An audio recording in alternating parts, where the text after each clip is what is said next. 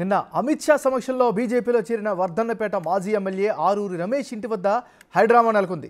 ఆయన్ను మాజీ మంత్రి బీఆర్ఎస్ పార్టీకి రాజీనామా ప్రకటించడంతో మీడియా సమావేశం ఏర్పాటు చేశారు ఆరూరి. దీంతో ఆరూరి ఇంటికి బీఆర్ఎస్ నేతలు కార్యకర్తలు చేరుకున్నారు. వారిలో మాజీ మంత్రి ఎమ్మెల్సీ బసవరాజు సారయ్య కూడా, మాజీ చైర్మన్ సుందర్రాజు యాదవ్, నాగుళ్ల వెంకన్న ఉన్నారు. వారంతా ఆరూరిని బుజ్జగించే ప్రయత్నం చేస్తున్నారు.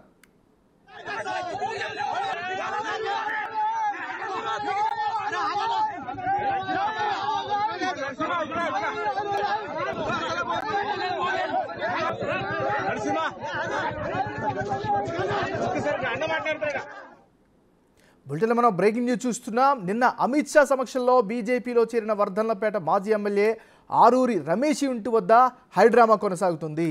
ఆయన్ని మాజీ మంత్రి ఎర్రబెల్లి దయాకర్ రావు కిడ్నాప్ చేసి తీసుకువెళ్లారు అనేటటువంటి వార్తలు కూడా వస్తున్నాయి. అయితే పెంబర్తి వద్ద ఆయన కారును బీజేపీ శ్రేణులు అడ్డుకున్నారు.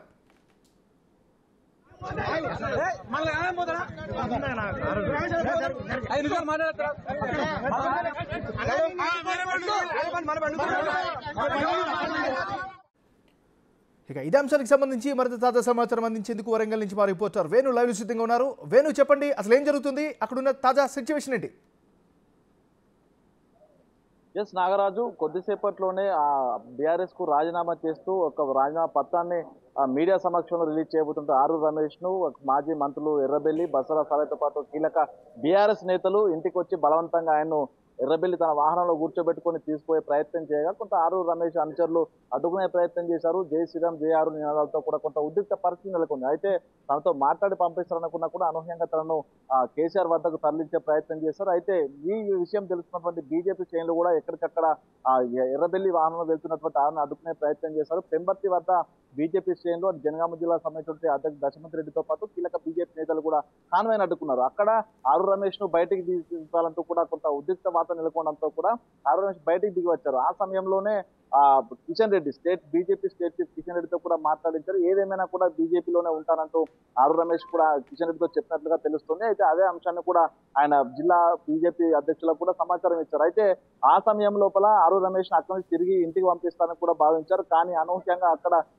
బీఆర్ఎస్ సంబంధించినటువంటి నేతలు తనను గల్లా పట్టి బలవంతంగా లాక్కుని మళ్ళీ కారులో వేయడంతో ఆయన షర్ట్ కూడా చినిగిపోయింది. పూర్తిగా ఒక కిడ్నాప్ వ్యవహారం అయితే ప్రస్తుతం అయితే కనిపిస్తుంది. ఒక హైదరాబాద్ మధ్య ఆరూరిని ఇంకా ప్రస్తుతం అయితే కేసీఆర్ వద్దకైతే తీసుకుని వెళ్తున్నారు. ఇక హైదరాబాద్ నుంచి కూడా బీజేపీ శ్రేణులు భారీగా ఈ యొక్క కాన్వాయ్ని అడ్డుకోవడానికి హైదరాబాద్ నుంచి తిరిగి ఈ యొక్క వీళ్ళ వెళ్తున్నటువంటి కాన్వాయ్ కూడా అడ్డుకునే ప్రయత్నానికి అయితే వస్తున్న పరిస్థితి కనిపిస్తుంది. మొత్తానికి ఈ రోజు ఆరూరి రమేష్ ఎపిసోడ్ ఒక నాటకీయ పరిణామాల మధ్య అయితే కొనసాగుతుంది.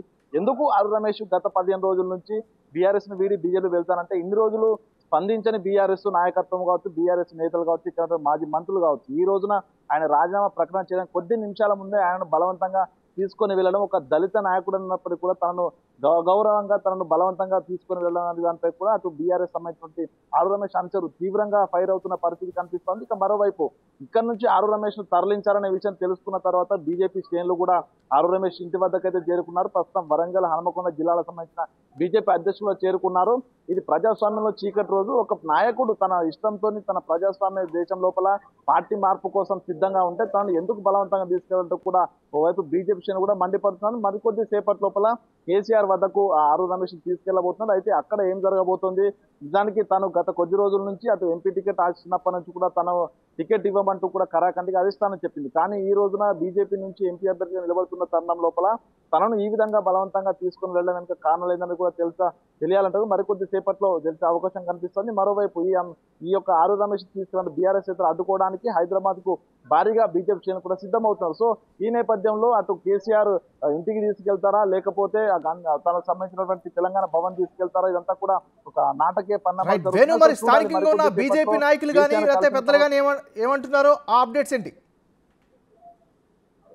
గత కొద్ది రోజుల నుంచి కూడా ఆరూరి రమేష్ బీజేపీ పార్టీలో చేరుతాను. ఎందుకంటే అసెంబ్లీ ఎన్నికలలో ఓటమికి తనకు సంబంధించిన బీఆర్ఎస్ పార్టీ నాయకులే కారకులయ్యారు. తన వెనుక ఉండి కుట్రలు చేశారు. దాంతో పాటుగా తన సామాజిక వర్గానికి చెందినటువంటి నేతలే తనను అవమానించి తన కుట్రలు చేసి ఓడించినటువంటి ఆరోపణలు చేస్తున్నారు. అయితే ఈ నేపథ్యంలో ఆరూరి రమేష్ వెళ్లి బీజేపీ నేతల్ని కలవడము, ఎంపీ టికెట్ ఇస్తే తన బీజేపీలో చేరుతానంటూ కూడా ఆయన కూడా చెప్పడం జరిగింది. అయితే ఈ గత కొద్ది రోజుల నుంచి కూడా ఈ చర్చలు సాగుతున్నాయి. అయితే ఈ నేపథ్యంలో నిన్న కీలక చర్చలు జరిగాయి. అందులోపల బీజేపీ సంబంధించిన కీలక నేతలు ఈటెల రాజేందర్ కూడా వెళ్లి ఆరు రమేష్ తో హైదరాబాద్ లోపల తన స్వగృహంలో మాట్లాడారు. ఇక ఈ రోజున కిషన్ రెడ్డి స్టేట్ చీఫ్ కిషన్ రెడ్డి అందుబాటులో లేకపోతే తను మద్రాసుకు వెళ్ళడం, ఆయన సాయంత్రం వచ్చిన తర్వాత ఆరు రమేష్ తో పాటు కీలక నేతలు కిషన్ రెడ్డి కలిసి ఢిల్లీకి వెళ్లి బీజేపీలో చేరడానికి ముహూర్తం కూడా ఖరారు చేసుకున్నారు. కానీ మొదటగా బీఆర్ఎస్ పార్టీకి రాజీనామా చేసి వస్తేనే తనను ఆ బీజేపీలోకి కిషన్ రెడ్డిని కల్పిస్తామంటూ చెప్పడంతో ఈ రోజు 10 రాజీనామా చేయడానికి ఆరు రమేష్ కూడా సిద్ధమయ్యారు. కానీ ఈ సమయం లోపల అసలు రాజీనామా చేసిన తర్వాత, ఎందుకంటే రాజీనామా చేసేంత వరకు కూడా ఆరు రమేష్ బీఆర్ఎస్ సంబంధించిన అభ్యర్థి కావడంతో తను వచ్చిన తర్వాత రాజీనామా చేసిన తర్వాతనే తన ఇంటికి వెళ్లి ఆహ్వానిస్తామంటూ కూడా బీజేపీ నేతలు ఎదురు చూశారు. కానీ అనూహ్యంగా రాజీనామా ప్రకటన చేసేందుకు కొద్ది నిమిషాల ముందే బీఆర్ఎస్ నేతలు రావడం, తనను టోటల్ ఘటన పైన ఆరూరు రమేష్ ఏమైనా స్పందించారా? ఆయన వెర్షన్ ఏంటి? ఆరు రమేష్ అసలు బీఆర్ఎస్ నేతలు ఇంటికి వస్తున్న విషయం తెలియగానే అవసరం లేదంటూ కూడా ఆయన తీవ్రంగా ఫైర్ అయ్యారు. మరోవైపు హరీష్ రావు కూడా తనకు ఫోన్ చేసిన తర్వాత ఇప్పుడు గుర్తొచ్చానా అంటూ కూడా హరీష్ రావు పై కూడా ఆరు రమేష్ ఫైర్ అయ్యారు. మీడియా ముందే ఆయన కూడా ఫోన్ కూడా మాట్లాడడం జరిగింది. అయినప్పటికీ కూడా బీఆర్ఎస్ శ్రేణులు రావడము, తను వచ్చినా కూడా వెళ్ళనంటూ చెప్పారు. అయితే ప్రెస్ మీట్స్ కూర్చోవడానికి వెళ్తున్నటువంటి ఆరు రమేష్ తనను బుజ్జగించడానికి వచ్చిన బీఆర్ఎస్ శ్రేణులను కూడా నాతో పాటే ప్రెస్ మీట్ లో కూడా కూర్చున్నట్టు వచ్చినటువంటి అటు బసవరాజ్ సారయ్యను, అదేవిధంగా యాదవ్ రెడ్డిని కూడా మాజీ చైర్మన్ అయినటువంటి సుందరయ్య ఆయన కూడా ఆహ్వానించారు. రాజీనామా ప్రకటన చేస్తాను, పక్కనే ఉండేందుకు ఆయన కూడా చెప్పారు. కానీ 2 నిమిషాలు మాట్లాడతామంటూ ఆఫీస్లోకి తీసుకెళ్లినటువంటి వీళ్ళంతా కూడా దయాకర్ రావు వచ్చే వరకు వేచి చూశారు. దయాకర్ రావు వచ్చిన తర్వాత సీన్ కూడా పూర్తిగా మారిపోయింది. దయాకర్ రావు వచ్చి రావడంతోనే ఆరు రమేష్ ను గల్లాపట్టి బయటకు తీసుకెళ్లడం, తనను ఒక దళిత నాయకుడని, దళిత నేతను కూడా ఇట్లాంటి అగౌరవంగా తీసుకెళ్లడం ఏంటని కూడా అప్పటికే ఆరు రమేష్ అనుచరులు కూడా ఫైర్ అయ్యారు. కానీ మొత్తానికి ఆరు రమేష్ భువనగిరి వద్ద ప్రస్తుతం వెళ్ళిన ఇప్పుడు భువనగిరి వద్ద అక్కడ బీజేపీ అడ్డుకున్నట్లుగా తెలుస్తుంది. అక్కడ నుంచి హైదరాబాద్ కు వెళ్ళనిచ్చలేదంటూ కూడా భువనగిరి వద్ద ఇప్పుడు ప్రస్తుతం ఆ బీజేపీ శ్రేణులు అడ్డుకొని ఆరు రమేష్ తిరిగి మళ్ళీ వరంగల్ తీసుకొచ్చే ప్రయత్నం అయితే చేస్తున్నారు.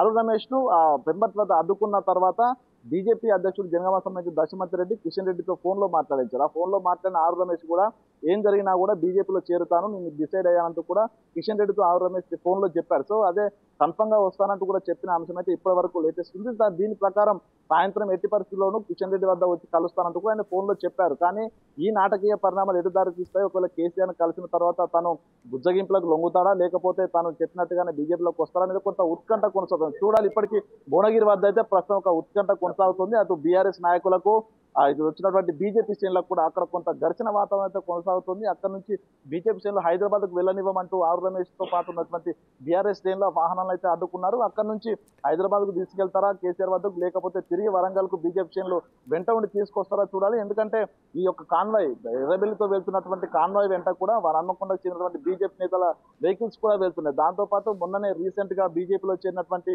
వినయ్ భాస్కర్ దగ్గర బంధువు అభినవ్ భాస్కర్ కూడా ఉన్నారు. తనతో పాటు యూత్ బీజేపీ సంబంధించినటువంటి యువ నేతలు కూడా ఉన్నారు. వారంతా ఎట్టి పరిస్థితుల్లోనూ కేసీఆర్ వద్దకు వెళ్ళనివ్వమంటూ కూడా చెప్తున్నారు. ఇద్దరి మధ్య కొత్త క్లాష్ పరిస్థితి అయితే అక్కడ భువనగిరి వద్ద ఏర్పడుతుంది. సో చూడాలి, ఇక్కడ నుంచి తిరిగి వరంగల్కి వస్తారా, లేకపోతే కేసీఆర్ వద్దకు వెళ్తారా? ప్రస్తుతం కొత్త ఉత్కంఠ అయితే కొనసాగుతుంది. Nagaraj. Right, thank you Venu.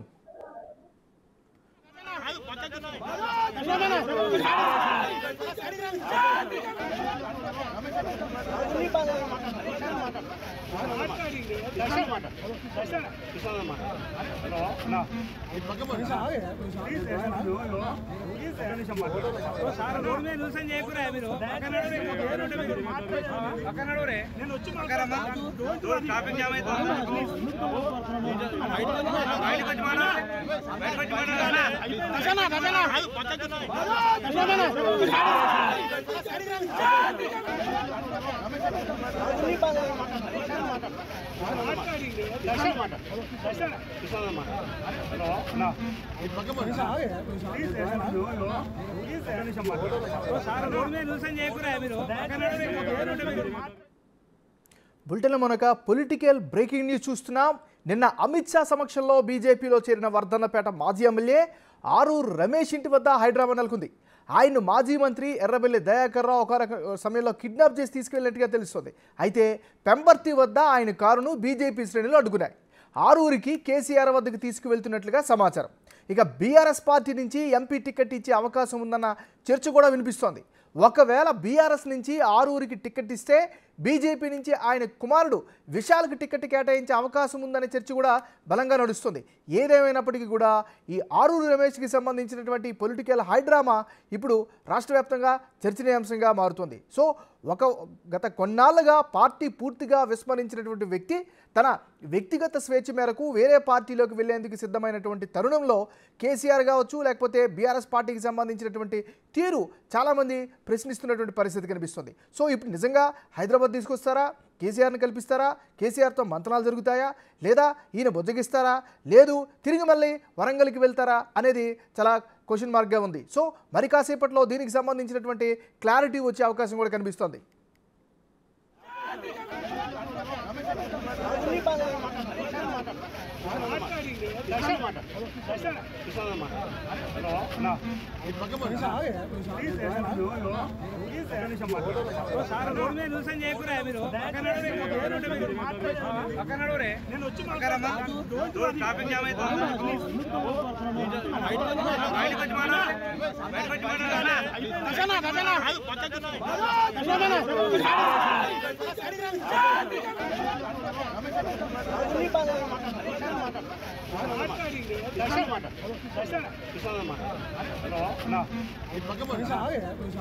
Halo,